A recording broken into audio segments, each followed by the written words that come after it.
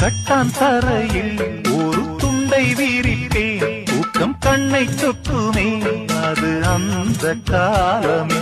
மெத்தை வீரித்தும் சுத்த பன்னீர் தெளித்தும் கண்ணில் தூக்கம் இல்லையே அது இந்த காலமே. என் தேவனே தூக்கம் கொடு, மீண்டும் அந்த